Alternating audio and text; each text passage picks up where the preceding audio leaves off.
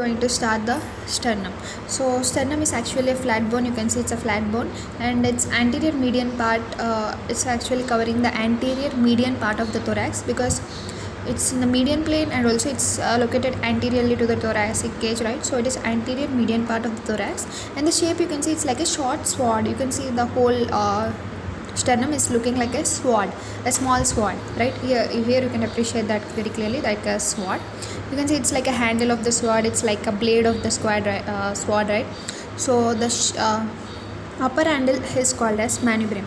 So you can see this is a handle which is called as manubrium, and the lower one, which is a middle blade like body, this is called as body, and the tapering lower end is called as Gifford process, or also called as squishy sternum.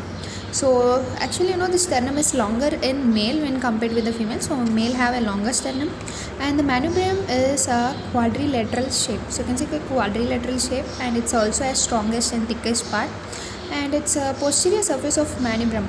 So actually you can see this is a posterior surface and this is an anterior surface of the manubrium. So the posterior surface of the manubrium mainly have anterior boundary of superior mediastinum. Actually this posterior surface of manubrium forms the anterior boundary of superior mediastinum. Actually the sternal angle is the point where the thorax is divided into superior mediastinum and inferior mediastinum exactly at the level of sternal angle. So posterior side of this manubrium, this is a posterior side of the manubrium, which is mainly forming an anterior boundary to the superior mediastinum, and the superior border forms a suprasternal notch. So actually this is a superior border, right? It is mainly forming as jugular notch, also called as suprasternal notch, also called as interclavicular notch, because you can see two clavicles are coming from the side. So interclavicular notch on each side, and also you can see this clavicular notch are also present on each side, right? For the articulation of clavicle mainly on the both sides, and they mainly form the sternoclavicular joint, because this sternum, this is clavicle, sternoclavicular joint. And now we'll see about the inferior border. So this is an anterior superior border, right? And this comes the inferior border. So the inferior border is mainly having a secondary cartilaginous joint, very important, secondary cartilaginous joint, which is with the body. Oh sorry, we are talking only about the manubrium now. So manubrium superior side we have the jugular notch or suprasternal notch, and inferior side, this is the inferior border of the manubrium, which is attaching to the body of the sternum. So where it forms, of course, a secondary cartilaginous joint, also called as angle of Lewis or sternal angle. And next coming to the lateral border of the manubrium. So this is a manubrium, this is having the lateral border, right? The lateral border of the manubrium have the primary cartilaginous joint with the first costal cartilage. So this is the first costal cartilage. With it you can see it is having a primary cartilaginous joint, very important. With the sternum, with the body of the sternum, it will have the secondary cartilaginous joint. With the first costal cartilage, it will have the primary cartilaginous joint, very important. Secondary cartilaginous joint is the angle of Lewis or sternal angle, and secondary cartilaginous joints, whereas the primary cartilaginous joint is the costal cartilage joint with the manubrium. It also has a demifacet here. Actually you can appreciate that demifacet here for the articulation of first costal cartilage. You can see notch for the first costal cartilage. So this is a notch for the first costal cartilage where the costal cartilage is. So this is a demifacet.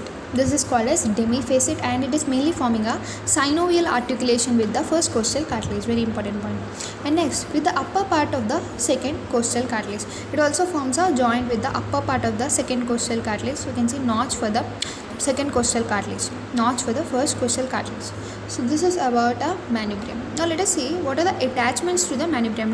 The different muscles are attached, right? So anteriorly mainly on each side you can see anteriorly the pectoralis major is attached, and the sternal head of sternocleidomastoid, you can see the sternal head of sternocleidomastoid is arranged somewhat in the middle portion, but on lateral sides, like on both either sides, you can see the pectoralis muscle, especially on the anterior surface of the manubrium.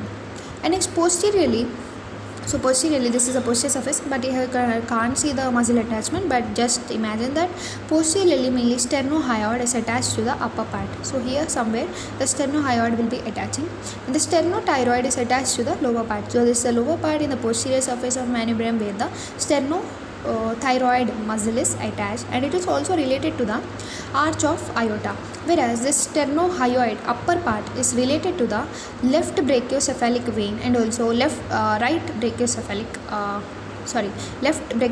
vein, left brachiocephalic artery, left common carotid artery, and also left subclavian artery. So all left side structures are mainly related to the upper part of where the sternohyoid is attached, the muscle is attached. And the lateral portions, so actually this is a posterior surface, right? So posterior surface lateral portions is mainly related to the lung and also pleura, because this is a posterior side. So here only you can imagine like 3D structure, lungs are present, the pleura is present, so they are related to the posterior side, lateral side of a manubrium. So these are the attachments, and in the suprasternal notch also you will have a lower fibers of interclavicular ligament. So here also you can find the interclavicular ligaments, some of the ligaments are attached, and investing layer of cervical fascia also will be attached, because just the sternum manubrium is like just below the neck area, like about cervical vertebra. So even the cervical fascia is also investing layer of cervical fascia is arranged, and the margins of clavicular notch attached to capsule of sternoclavicular joint. So of course we know these are the margins, where the capsule of sternoclavicular joint also attached. Now this is a detail about our manubrium. Now let us move on to the body. So the body of sternum mainly is longer, narrower and thinner than the manubrium, and the anterior surface is flat. It's ill-defined transverse ridges. So add some ill-defined transverse ridges, the lines of fusion of 4 small segments called sternobria. So remember there are like some lines called as sternobria. And the posterior surface, you can see this posterior surface, which is body of the sternum posterior surface, is mainly concave. The posterior surface is concave, and it is just having less distinct transverse lines. You can see like you can find out, if I zoom in you can find out the transverse line.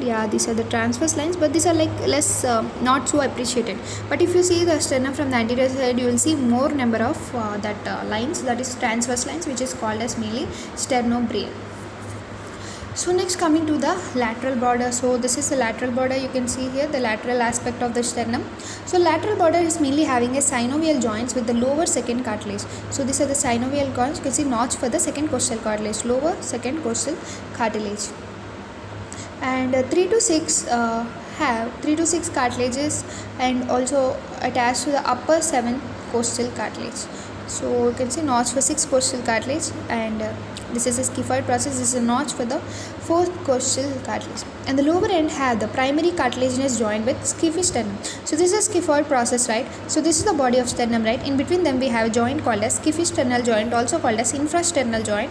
That is also again a primary cartilaginous joint. So the thing which you need to remember is the manubrium and body of sternum bind by means of secondary cartilaginous joint, and the this is the primary cartilaginous joint with the first costal cartilage, whereas here with the scaphoid process and the body of sternum there is a primary cartilaginous joint. So the secondary cartilaginous joint is seen especially in the angle of Lewis or sternal angle. So these are the things which to be noted.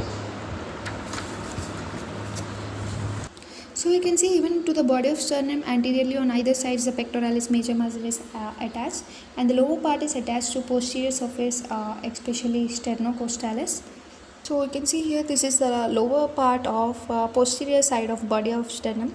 So it's mainly having the sternocostalis muscle attached to its sides, especially in the lower part.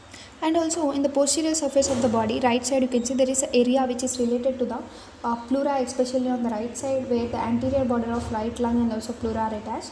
But on the left side, you can see the left side is actually divided into 2 pieces of the body, where the left lung and pleura are attached, and also in the lower 2 pieces the pericardium is attached. So you can see this is the area related to pericardium, and the upper part here the only lungs are attached. So you can see on the posterior side this whole area is related to pleura, but here only a half area is related to pleura, and the below half area is related to the pericardium. So in the lateral surface, especially between these facets, the facets they are present for the articulation with the costal cartilage, right? So in between these facets you have a gap, right? This is called as intercostal space, right? So in this intercostal space especially have 2 muscle insertions. One is the external intercostal muscle and the other one is the internal intercostal muscle. So now let us see about the scaphoid process somewhat in a detail. So scaphoid process may be either bifid or also it can be perforated like this by any other structure. So it may be bifid or perforated, and it is mainly present in the floor of epigastric fossa. Epigastric, in the word says, you can see epigastric means upon gastric, so upon the gastric fossa it is present, that is the scaphoid process. And the attachments to the scaphoid process, anteriorly you will have the medial fibers of rectus abdominis, because lower the abdominal cavity is present, so the medial fibers of rectus abdominis attached to it. And also aponeurosis of external and internal oblique muscle of abdomen, so all abdomen related structures mainly attached to the scaphoid process. And also on this posterior surface, this scaphoid process is a posterior aspect. Yeah, we are talking about posterior aspect only. So this posterior aspect of the scaphoid process is mainly giving attachment to the diaphragm, that is mainly related to the this diaphragm, and it is also related to the anterior surface of the liver. And the lateral border, so this is a lateral border. The lateral border of scaphoid process is mainly associated with aponeurosis of internal oblique transverse abdominis muscle, and the upper end is having a primary cartilaginous joint with the body of sternum, and the lower end efforts the linea alba. So from here the linea alba is continuous, and two sternal plates fuse in the midline. So actually the sternal plates used to be like 2 in number, but later they fuse in the midline, that is called craniocaudal, in the craniocaudal direction. So from here no need to diagram, you can see the text and you can understand. So you can see here the two sternal plates fuse in midline, that is in craniocaudal direction. The non-fusion of plates may cause ectopia cordis, means the two sternal plates are not fusing in the sternum, is not forming properly, then it may lead to ectopia cordis, that is heart is uncovered on the surface, of course, because back of the posterior side of the sternum only the heart is covered by its pericardium, right? So if it is not formed, if the sternum is not formed, then the heart is uncovered on its surface, and the partial fusion of plates may form the sternal foramina and bifid scaphoid process. So these are all abnormalities. And the cartilaginous sternum is 5 double bony centers appear above downward during 5, 6, 7, 8, 9 fetal months, and 4 sternibrae fuse with manubrium at the age of 25 years. And the center for scaphoid process appears in the 3 years, or later it may fuse with the body about 40 years. So these are all some of the important points which you need to see them for your examination. So this is about sternum. Next we will see about the vertebral column, and also we have finally a thoracic vertebra. By that we will complete this osteology of thorax.